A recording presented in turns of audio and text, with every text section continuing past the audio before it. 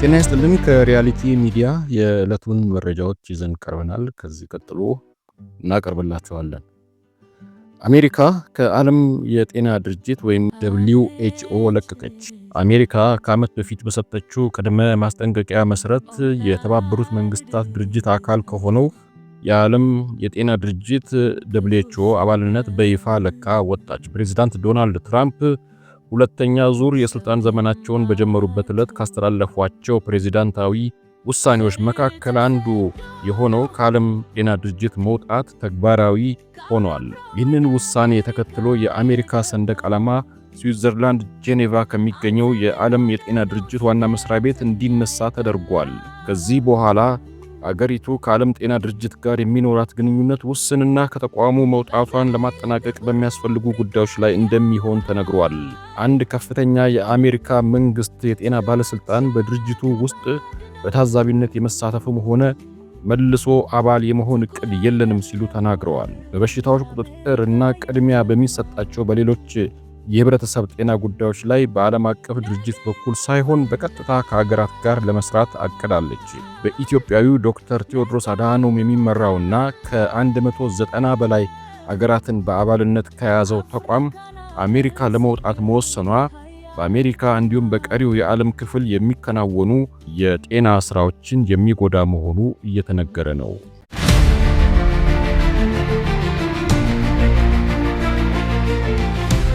በአማራ ክልል ለቆየው ደም አፋሳሽ ግጭት ሰላማዊ መፍትሄ ለመፈለግ የመንግስትና የአንዳንድ የታጠቁ ኃይሎች ጥረት ቀጥሏል።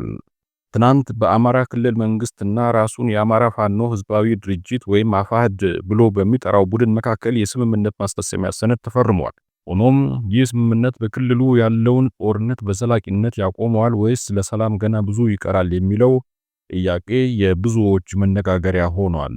በፊርማ ስነ ስርዓቱ ላይ የሰላም ሚኒስትሩ አቶ መሐመድ ኢድሪስ በመግደል የሚሳካ የፖለቲካ ፍላጎት የለም በማለት የሰላም ጥሪ አቅርበዋል። የስምምነቱ ተፈራራሚ አመራሮች ኮሎኔል ፈንታው ሙሃባ እና ረዳት ፕሮፌሰር ኢያሱ አባተ በበኩላቸው ትግሉ በባዕድ ኃይሎች መጠለፉንና የአማራን ህዝብ ጥያቄ በሰላማዊ መንገድ ለማስመለስ መወሰናቸውን ገልጸዋል። ይህ ስምምነት እንደ አንድ በጎ እርምጃ ተደርጎ ቢወሰድም የዜና ምንጮችና የመሬት ላይ መረጃዎች እንደሚያሳዩት ለዘላቂ ሰላም ገና ብዙ ርቀት መጓዝ እንደሚያስፈልግ ይጠቁማሉ። ለዚህም ዋና ዋናዎቹ ምክንያቶች የሚከተሉት ናቸው።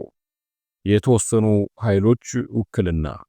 ስምምነቱን የፈረሙት አፋሕድ የተባለው ድርጅት አባላት ሲሆኑ በክልሉ በስፋት የሚንቀሳቀሱና ግዙፍ ቁጥር ያላቸው ሌሎች የፋኖ እዞችና መዋቅሮች በስምምነቱ ውስጥ አልተካተቱም።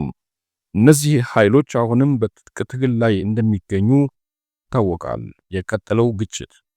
ስምምነቱ በተፈረመበት ወቅትም እንኳ በክልሉ በተለያዩ አካባቢዎች በመንግስት ኃይሎችና በፋኖ ታጣቂዎች መካከል የተኩስ ልውውጥና ግጭቶች መቀጠላቸው ይነገራል። ይህም ስምምነቱ ሁሉንም የታጠቁ ኃይሎች ያላቀፈ መሆኑን ያሳያል።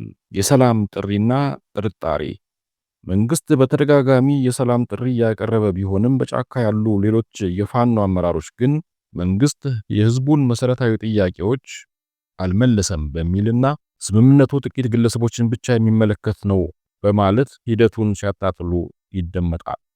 በአጠቃላይ የተፈረመው የማስፈጸሚያ ስምምነት በክልሉ የተጀመረውን የሰላም ጥረት አንድ እርምጃ ወደፊት የሚገፋ ቢሆንም በክልሉ አሁንም ግጭቶች አለመቆማቸውና ስምምነቱ ሁሉንም ወገኖች ያላካተተ መሆኑ ዘላቂ ሰላም ለማምጣት ገና ብዙ የቤት ስራዎች እንደሚቀሩ ያሳያል። የፖለቲካ ተንታኞች እንደሚሉት ከሆነ እውነተኛ ሰላም እንዲመጣ ሁሉንም የታጠቁ ኃይሎችና የፖለቲካ ድርጅቶች ያሳተፈ ሁሉን አቀፍ ውይይት የግድ ይላል። ተመልካቾቻችን፣ ይህ የጥቂት ኃይሎች ስምምነት በክልሉ ሰላም ለማምጣት ይረዳል ወይስ በጫካ ያሉ ሌሎች ኃይሎች እስካልተካተቱ ድረስ ለውጥ አይመጣም? የእናንተ አስተያየት ምንድነው? በኮሜንት መስጫው አጋሩን። ለዛሬ ያዘጋጀነውን ዝግጅት እዚህ ላይ አጠናቀናል። በሌላ ዝግጅት ተመልሰን እስከምንገናኝ ድረስ እስከዚያው በሰላም ቆዩን። ሰብስክራይብ፣ ላይክ፣ ሼር እንድታደርጉ እናስታውሳችኋለን። እናመሰግናለን።